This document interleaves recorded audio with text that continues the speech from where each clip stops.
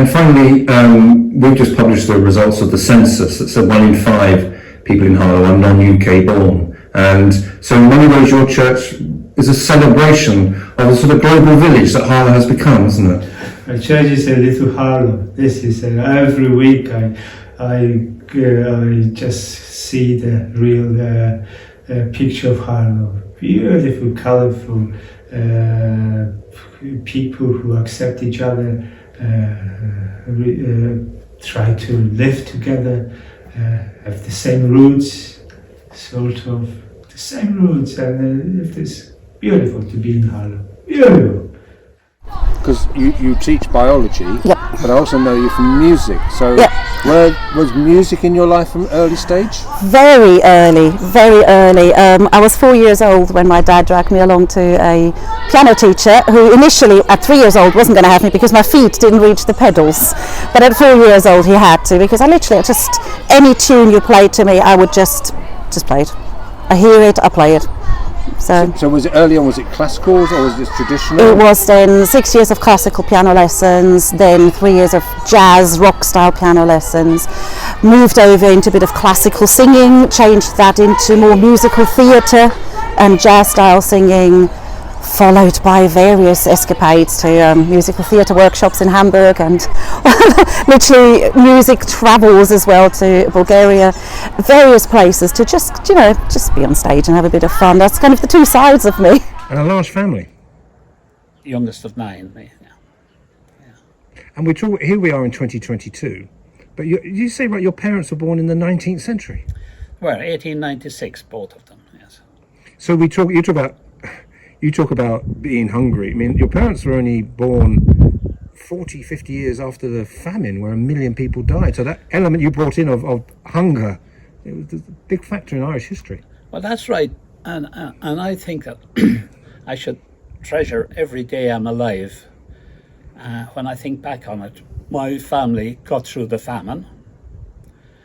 My father went to war, came back, alive, got married, had 9 children. I'm the 9th. Why didn't they stop at 8?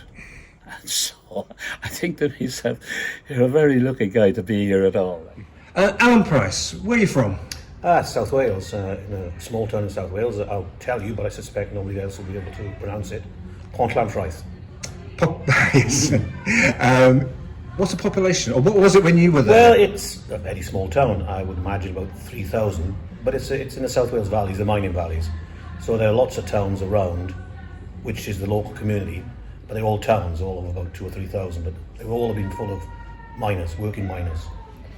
So when you close your eyes, take us back to those early days. Can you describe the street in which you lived on? Oh yes, I can describe it. It's a row of prefabricated houses built after the Second World War to house families, growing families, and men coming back from the war and whatever.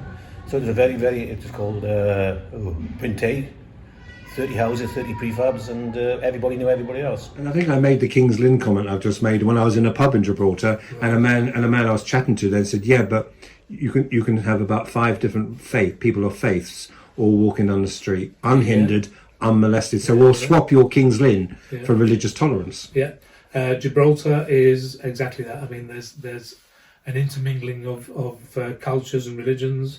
My father, for example, he was Hindu, passed away, but he was Hindu. He married a Catholic. My mum. Then we have Church of England, and we've got lots of Muslim and Jewish. My growing up was multicolored, multi-faith. It's that old joke of a Muslim, a Hindu, a Catholic, and a Jew walk into a bar and share a drink. Yeah, there was total tolerance and nothing other than that. And actually come from an area where there was, in Mauritius we have different nationality because of the slavery and the coolies and things like that. So we have African, Indian, Asian, Chinese and white. But where I was born in the African area, and that was in '66, that's how old I am. And I was the youngest, last child of family. My mum I was the 7th child, one died. but so we are 6 in total survived. But I was born in the African area, but then in 67, when there was we were getting our independence from the Queen, there was a racial war between the Creole, the African, and the Muslims because of election. Because it was a Hindu man standing, so the Muslim would have voted for the Hindu, but the Creole men who want to stand needed the Muslim to be out of the way so that they can get in, etc., etc. So I was part of that war, so we lost everything. What do you mean by lost everything? Our home, our paperwork, everything. My mom was so nice to people. She used to help out the kids and the family. So at night, because a lot of Muslims were being killed, but at night, because of my mom, her kindness, all the Creole came out and formed a line to let us out without being harmed. And you mentioned history, and I know you're from the museum. Yes. So did you have an interest, and do you have an interest in New Zealand history at all? Yes, I couldn't, say that I was an expert at all. I think New Zealand history is very distinct from British history in that, of course, we have an indigenous population who arrived on our islands a long time before the colonising British and other groups. Of course, they came to those islands from somewhere else in the Pacific. And so I think growing up as I did in the 70s, we learnt a certain amount about that, a lot more than the previous generation. But people who are young now in New Zealand would learn even more about that in more detail and perhaps in a more nuanced sort of way. Because I was aware that New Zealand, what's the correct term, when its relationship with the Maoris, was it one of the earliest countries to apologise formally to an indigenous population? I believe so, but certainly I would say that's any post-colonial situation is very complex, and that if you are from essentially the colonising population, you're not necessarily the best person to pass judgment on how well that's been handled. Yeah. Would you ever go back? No. Because my life is here now, really. So you would call Harlow home? Yeah. Yeah. And have you met many other people from Netherlands who live here? Or? There are people, Dutch people. I've met a few here and there who been here a long time, or some haven't. Yeah. But your temperament is very mild, very, very humble, very.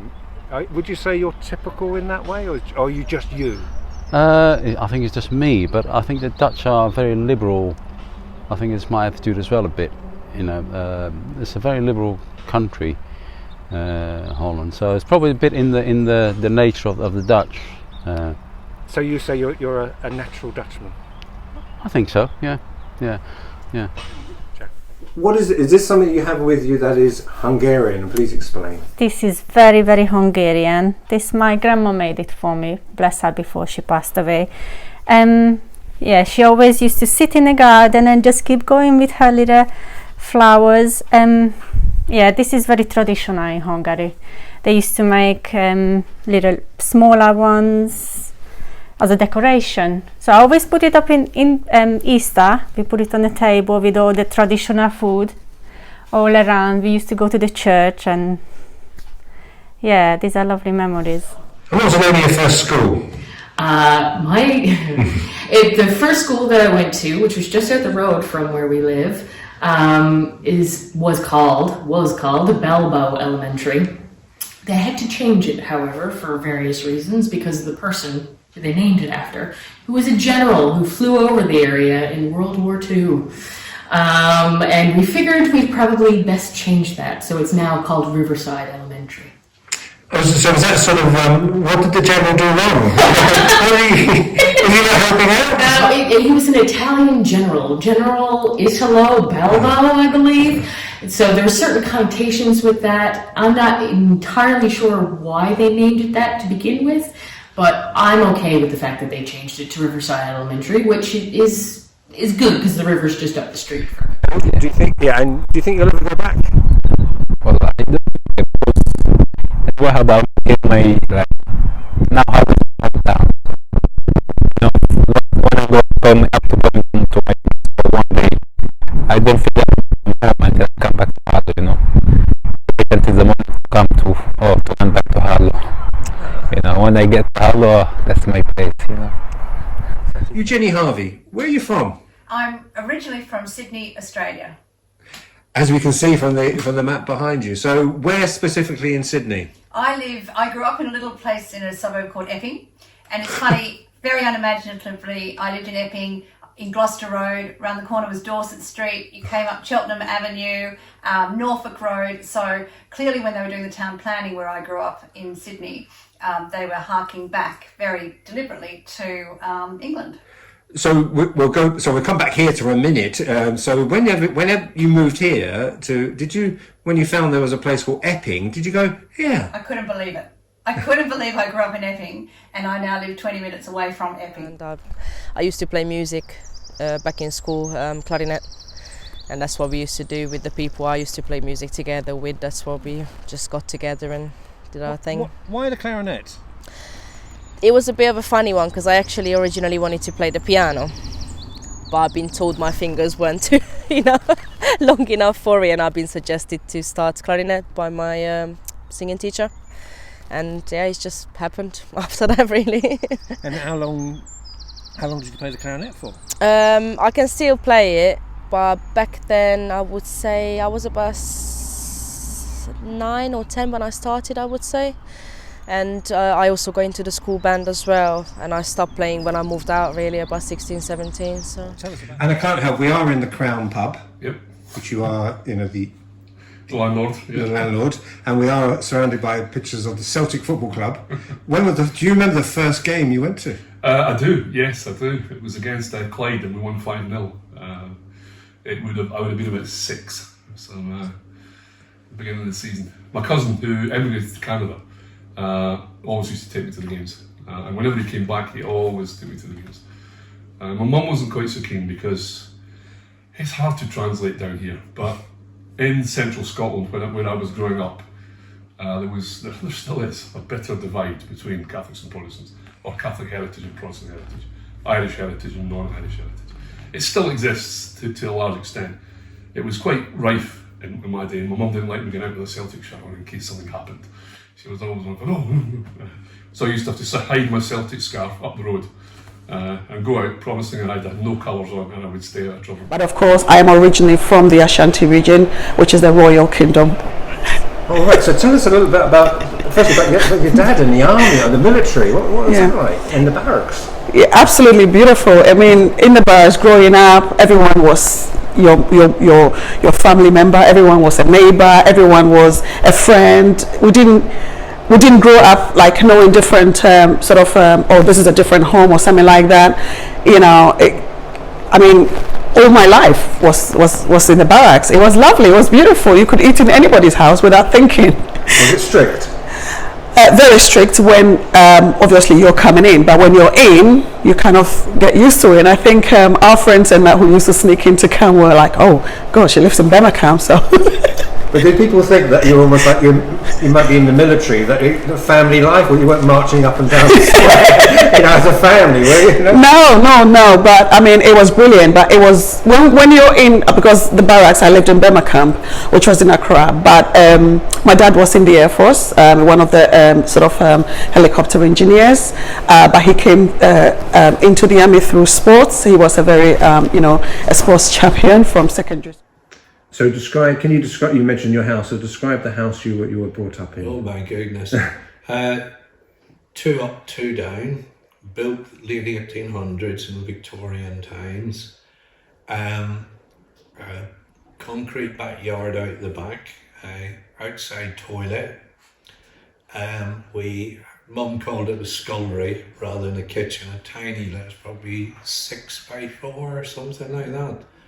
And in there was a Belfast sink and 1 cold water tap. We had no bathroom. Our bath was on a nail on the wall outside, and it'd come in once a week, and Mum boiled the water in the saucepans and kettle and everything, and then my sister and I, we'd all have our baths, and it was Friday evening was bath night, so. And when you relate that, if you do, to people these days, do some people think, are you not talking about the Victorian era? Well, it certainly was, yeah, it certainly was, and to be honest, at that time, Northern Ireland was so far behind a lot of the rest of the UK, and to a great extent it still is. Reka, where are you from? I'm from Hungary. Town, city, village? It's a city called Dunajváros, which is right in the middle of Hungary. And gives a population? Very similar to Harlow, exactly the same age, same population, same size. And when you say similar to Harlow, does it feel, we talk about Harlow being a new town, does it feel like a new town? It feels a little bit older, but it's the same age, but very much the same feeling. And so describe, many of us, none of us have probably been there, so describe your town to us. So it's a new town, yeah. It's built based on a factory, so the factory was there first, and they built a town to give housing to the people who work in the factory.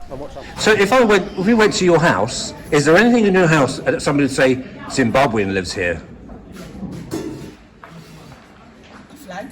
That's it, I've yeah. got a flag, yeah. Yeah, why? Why have you got the flag? You're proud of the flag? Oh yeah, like I feel like the flag kind of like symbolizes most things that I know have the same flag, which is like, and it has to be the original flag, can't just be any flag. So which is like this big like cloth. You don't have to hang it up or like, you know, wear it or anything like that. But just having it in the house kind of like symbolizes, you know, being a true Zimbabwean. Can you? So let's go back to your main place you live, you were brought up in. When you imagine it, close your eyes, imagine. What do you see?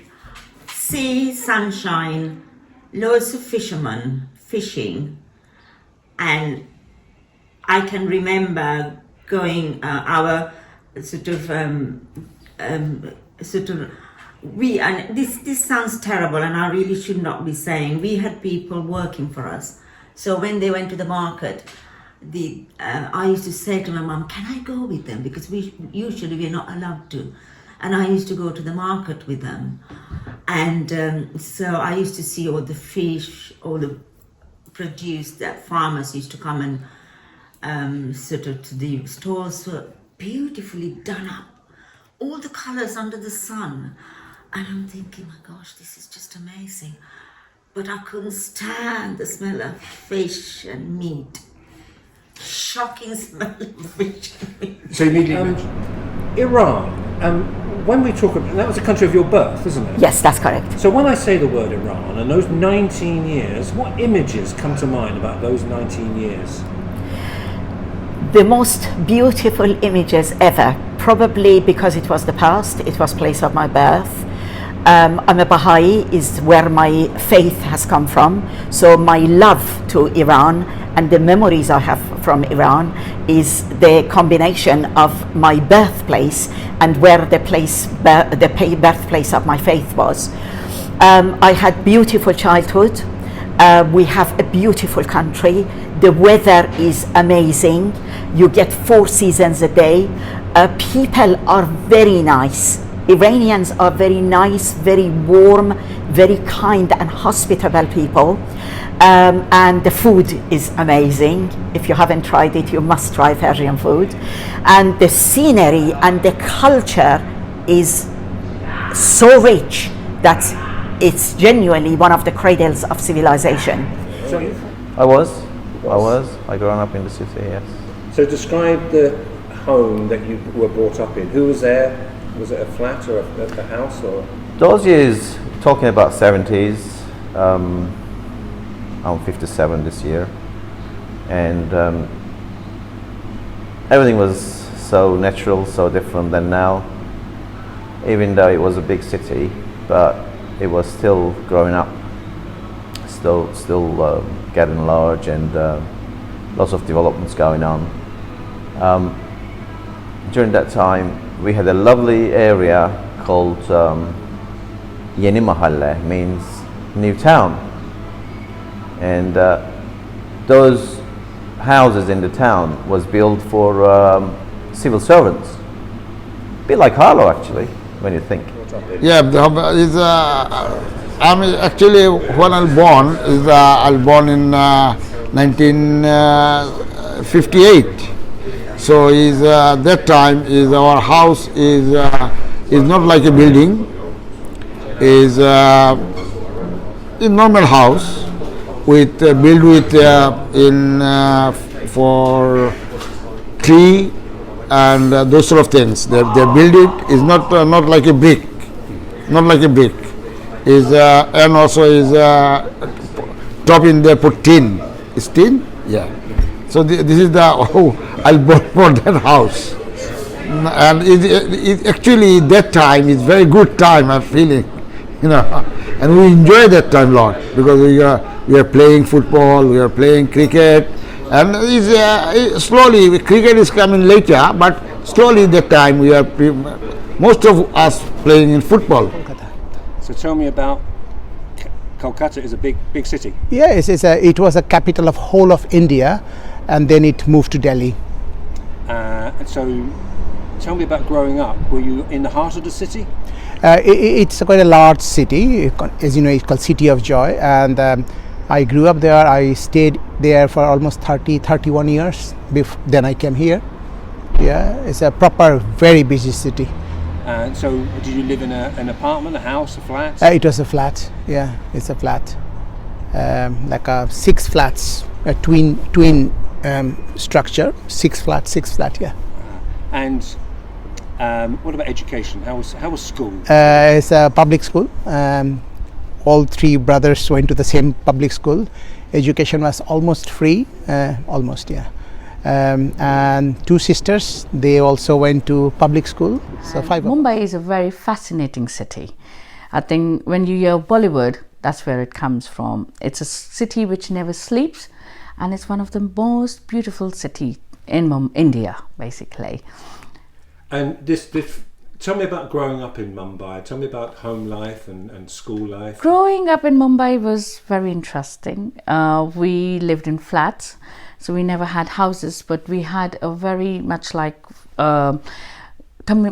everybody lived together. We went to school together. We had most of our friends going together, walking up in the morning to the school, coming back from school, playing in the evening together, and celebrating all the festivals together. So it was like really, we were like a united, always bonding together kind of a upbringing we had. I've watched a 2-part series, in the middle of a 2-part series on the partition, the 75 years of the partition.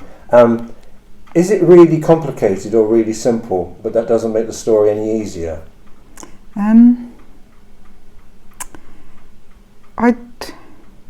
It's not an easy story, however you look at it. I mean, to my mum, it's a really simple story, which is that the British split India.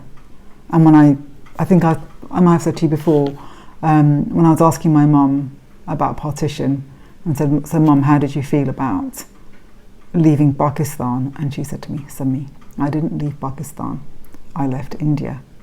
So for her, it's a simple story that an event outside her control happened. So we try to go home every year, and the strange thing is my wife actually, is more Ghanaian than most Ghanaians would be, and I think that I would definitely go back home, definitely. So COVID must have been hard, not being able to go back. Definitely, of course. There's a big limitation. There was a big, we haven't been. So the funny thing, we're going to go to Ghana last year, but my daughter had COVID and died. So that's the limitation. But yes, I think eventually in the future, if I say future, it could be 5 years' time to go back home and live there anyway. I can't live there forever.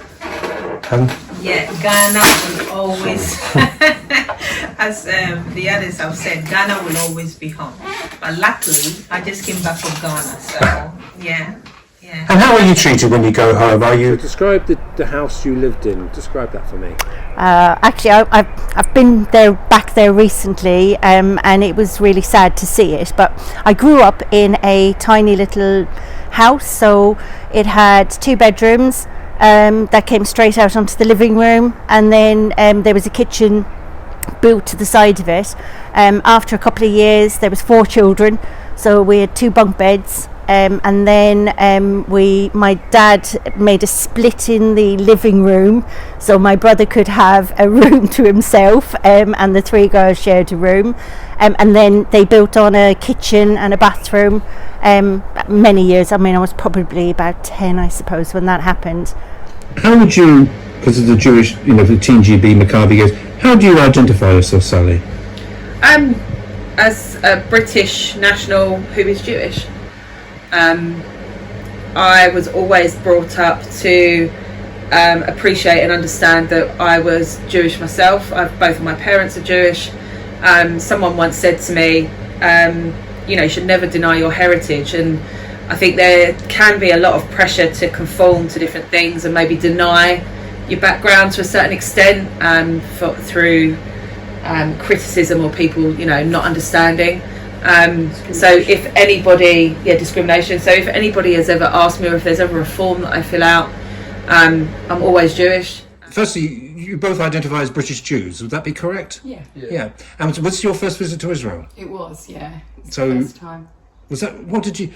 Was it? Tell us about being in Israel. How did it feel? It was incredible, really. I didn't really know what to think, how it was going to be, because although, say, I'm a British Jew, my family originated from Poland, but I do have an awful lot of family in Israel, and it does feel like home, and I'd heard that said, and it was really just wonderful to go there and be around people who embrace your culture. And I think that's it. I'm not a particularly religious Jew, we're not practicing Jews, but we've always kept the traditions. My nan passed them down to us, so I think going there and being there, especially things like Shabbat, when everything closes down and you just kind of have time with your family, that was wonderful. And going to meet family over there that I'd never met before, who were my grandfather's sisters' children and their children and their children. And if we're talking about some of the historical challenges of South Africa, I would say that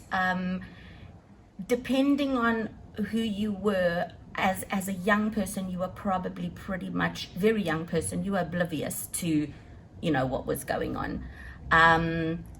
But as you got to high school, I think it was interesting, it was good because there was no difference for a lot of the people that we were with. We were all just teenagers. Brought up in was? Well, I started off in Ballycastle, but then was brought home to around about 4.5 miles, maybe a bit more, outside Bushmills. So I was brought up in a place called the Crannog, which means a haven.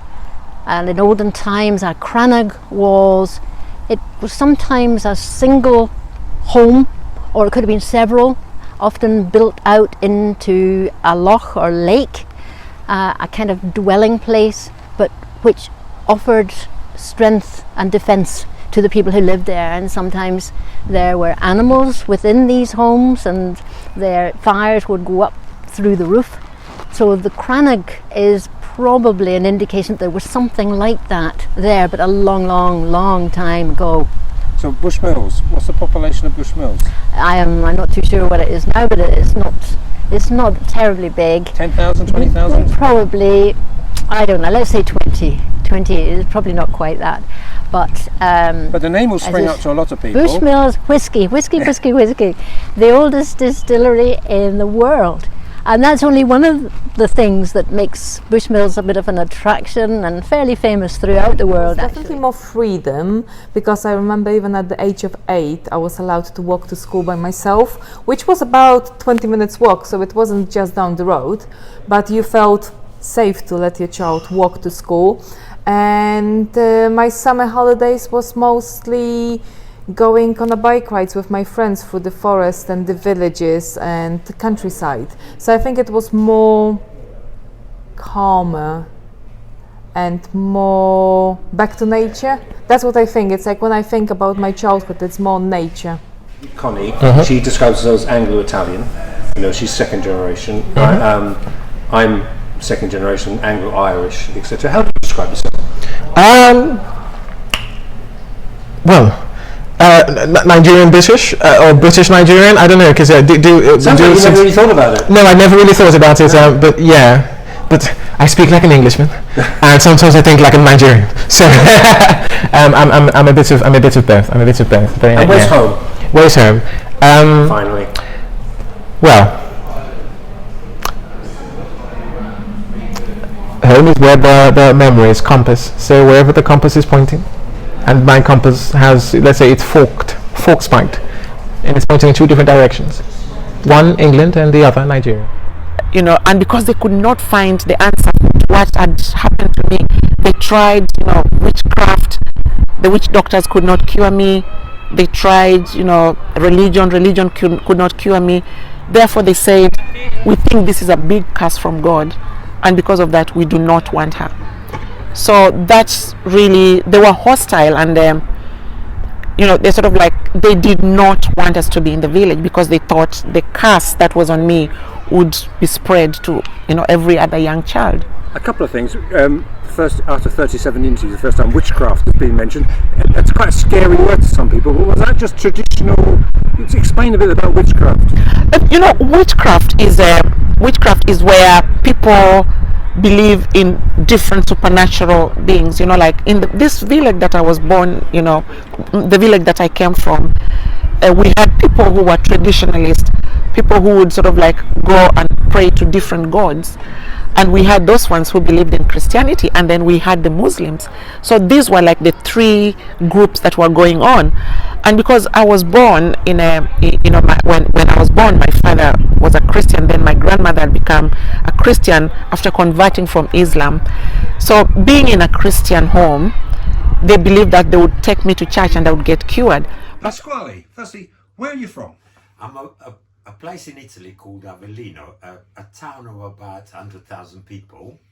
I just come from a little village there, and that's in Italy, and it's about 30 minutes south of Naples, and it's very, very close to the Amalfi Drive, the famous Amalfi Drive. Are we north or south Italy? South. I would say it's south of Naples, so it's the north of the south, really. So the streets in which you grew up in, paint a picture for us. Right. First of all, it was a tiny little village, approximately about 1,500 people. Everyone knew everybody. Very rural, very agricultural. The streets we live with, I remember being born in the main city, but then back to the village, which is called San Michele, San Michael. And we lived in a street called Via Ferrere, nothing to do with Ferrari. And we lived in a kind of... Our kitchen was at the bottom, then outside in the stairs to go upstairs to the bedrooms, and then a nice big square in the front. So it was very, very together with other families. So there was a lot of gathering in the summer, helping out and sharing food and little bits and pieces like that. Because we could celebrate classic images, but family and food important? The most important thing. Even now, it was always connection with friends and family, and it's always about inviting people, sharing food, that kind of stuff. And that was just a natural thing which it goes with us. And going back to here, you know, although you know the weather in Afghanistan is somewhat different, so you've experienced the snow here. Yeah. Is that your first experience of snow? Yeah, in here in UK, yeah. Yeah. In here, yeah. It was the first time, and we really enjoyed that moment, and we play at the background, if you see that. Yeah. So yeah, it was beautiful. I love Harlow. It's like great, and it has an ancient flavor. A what flavour? Ancient. Ancient. So it's a new town, but you see the old bits to it. Yeah. It was good. We had a very great time. Who lived at home and paint a picture of your home growing up. I was born in Vinnytsia. It's the big city in the central area of Ukraine. And my city, Vinnytsia, my native city, is on the bank of Pivdenny Bug. So it's the second biggest river in Ukraine. And it's very lovely place.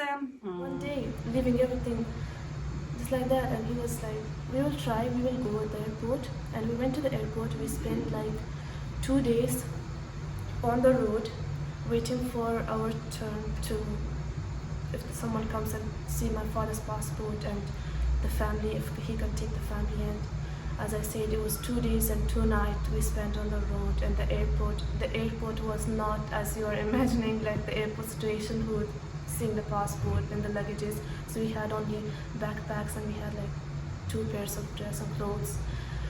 And then when finally it came to the airplane, so when we were entering the plane, so my sister was just looking, and the airplane was not a usual airplane, so it didn't have the seats and everything, and she was just asking me, where does the chairs come from the down or from the upside?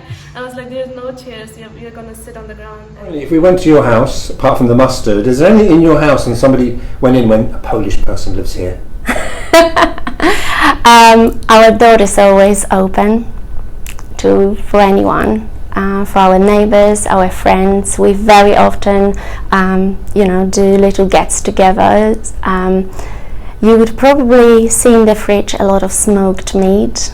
That is, Polish speciality. Smoked sausages, smoked pork belly. Yes. And finally, Renata, where's home now? It's where my heart is, with my family here.